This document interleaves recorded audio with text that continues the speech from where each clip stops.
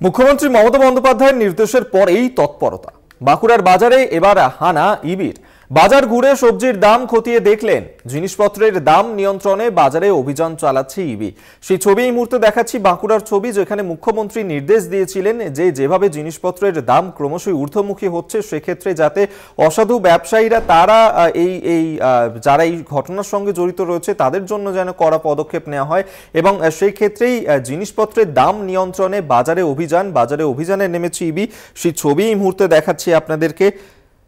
দেখতে পাচ্ছেন বাঁকুড়াতে বিভিন্ন জায়গাতেই এই অভিযান চলছে, এবং বাঁকুড়ার ছবি এই মুহূর্তে তুলে ধরছি আপনাদের সামনে, যেখানে বাজার ঘুরে শাকসবজির দাম খতিয়ে দেখছেন তারা।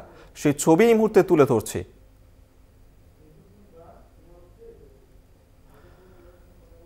মুখ্যমন্ত্রীর নির্দেশের পরেই সেই তৎপরতা শুরু হয়েছে, এবং সেই ছবি দেখাচ্ছি। বাজারে তারা গিয়েছেন এবং সেখানে গিয়েই ইবির আধিকারিকরা তারা বাজারে দোকানদারদের সঙ্গে কথা বলছেন, এবং যেভাবে জিনিসপত্রের দাম ক্রমশই ঊর্ধ্বমুখী হচ্ছে সেই নিয়েই তারা কথা বলছেন, যাতে জিনিসপত্রের দাম নিয়ন্ত্রণ আনা সম্ভব হয়।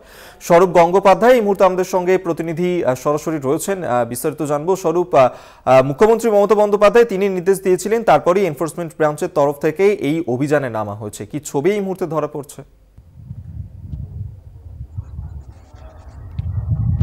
একেবারে দেখো অভিক, গত মঙ্গলবার দিন রাজ্যের মুখ্যমন্ত্রী মমতা বন্দ্যোপাধ্যায় আলু, পেঁয়াজ, শাকসবজি যেভাবে দাম বৃদ্ধি হয়েছে তাতে কিন্তু ক্ষোভ প্রকাশ করেন তিনি, এবং সমস্ত দপ্তরের আধিকারিকদের, সরকারি আধিকারিকদের নির্দেশ দিয়েছেন 10 দিনের মধ্যে সময়সীমা বেঁধে দিয়েছেন, এবং 10 দিনের মধ্যে দাম নিয়ন্ত্রণ করতে হবে। এবং মুখ্যমন্ত্রীর যে নির্দেশ, সেই নির্দেশের দুদিন পর, অর্থাৎ দেরিতে হলেও বলা যেতে পারে, দুদিন পরে বাঁকুড়া জেলা জুড়ে এনফোর্সমেন্ট বিভাগ এবং কৃষি বিপণন দপ্তর যৌথভাবে বিভিন্ন বাজারগুলিতে মূলত অভিযান চালানো হয়েছে সকাল থেকে, যে ছবিটা দেখতে পাওয়া যাচ্ছে।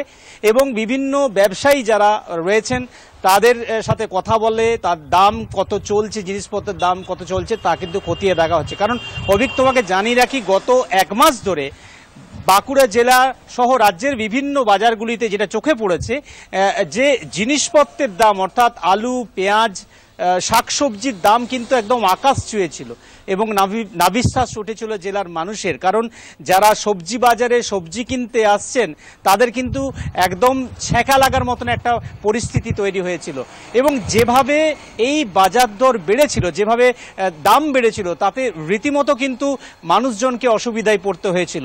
তবে অবশেষে মুখ্যমন্ত্রী মঙ্গলবার দিন যে বৈঠক করার পর যে ক্ষোভ প্রকাশ করেছেন, যেভাবে দাম বেড়েছে আলু, পেঁয়াজ, সবজির, এবং সেই সবজির দাম নিয়ন্ত্রণ করতে হবে 10 দিনের মধ্যে, এবং সেটাই দেখতে পাওয়া গেল বাঁকুড়া জেলা জুড়ে এনফোর্সমেন্ট বিভাগ এবং কৃষি বিপণন দপ্তর যৌথভাবে অভিযান চালিয়ে দাম নিয়ন্ত্রণের যে একটা উদ্যোগ, সেটা কিন্তু দেখতে পাওয়া যাচ্ছে।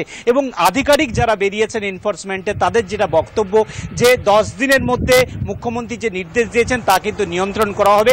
তবে তাদের যেটা বক্তব্য, বিভিন্ন ব্যবসায়ীদের সাথে তারা কথা বলেছেন এবং তাদেরকে কড়া নির্দেশ দিয়েছেন।